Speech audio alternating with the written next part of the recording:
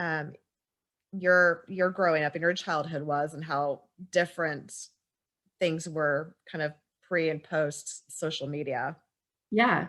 So I was born in the late 80s, and internet was, I don't even think internet was around yet. AOL wasn't around for sure. Um, and so the only place that my parents would have met somebody with a craniofacial difference would have been in, a doctor's office or a waiting room.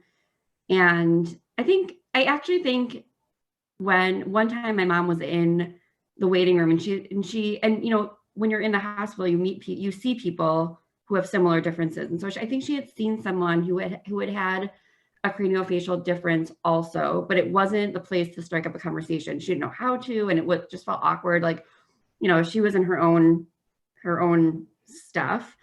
And so we kind of raised each other, she likes to say.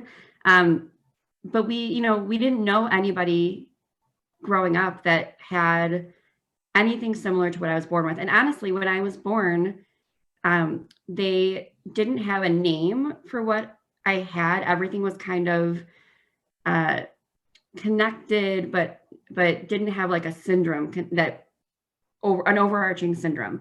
And so I did my own Google research, which we talked about. Google honestly was my friend in this case because I looked up, this was like maybe 5 years ago. I looked up everything I was born with, the syndactyly of my fingers, the cleft lip and cleft palate, the craniosynostosis, everything that would have been on my medical list, I had typed into Google and it came up with a syndrome. And I was like, well, this is news to me. And I typed the syndrome into Facebook. And through Facebook, I met tons and tons and tons of families that had kids born with different craniofacial syndromes. And at the time, the book Wonder had just come out. And my mom had read the book Wonder and an article from a mom who lives in the south side of Chicago, had written an article about her daughter who was born with Apert syndrome. And Apert syndrome is a different craniofacial syndrome than what I was born with, but there are some similarities that cross over. And my mom read the article and she immediately felt like someone understood what she had gone through all those years ago. And we connected through Facebook. And that was 6 years ago. And that was the first person that I knew and that my mom had known that could relate in any sort of realm of experience to what we had gone through. And like I said, it was a different experience, of course, because it was a different syndrome, but there were so many comparisons that were relatable, that when we met, it was like, oh my gosh, I met my family. I didn't even know they existed. And then through Facebook, I've met countless of families that have kids born with Apert syndrome and kids born with, cleft lip and palate and just all the different craniofacial anomalies that fall under the umbrella of craniofacial syndromes.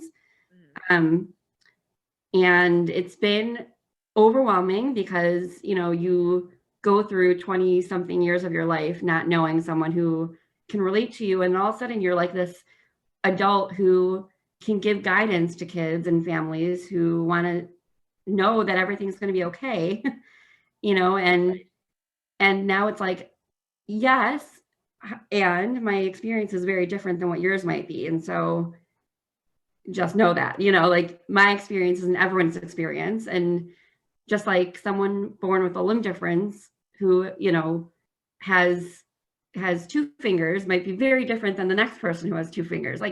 Everyone's experience is so unique to them.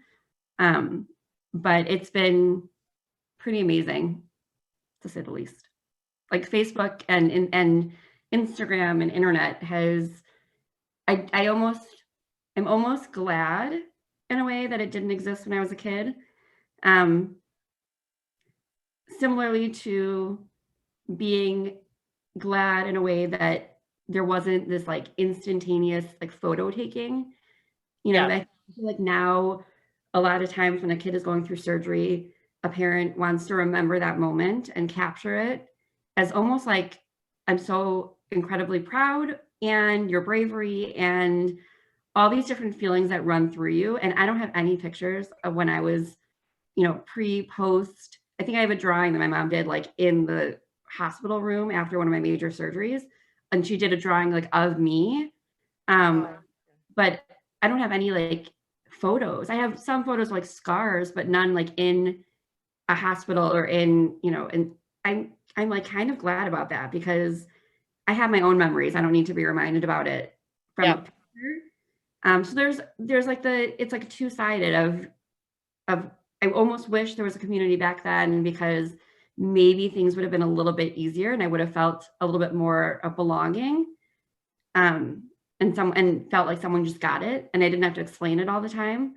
Mhm. Um, and on the other hand, I'm glad social media didn't exist because I got to go through it without having it be reminded years later in an image or it's a different experience I think growing up now.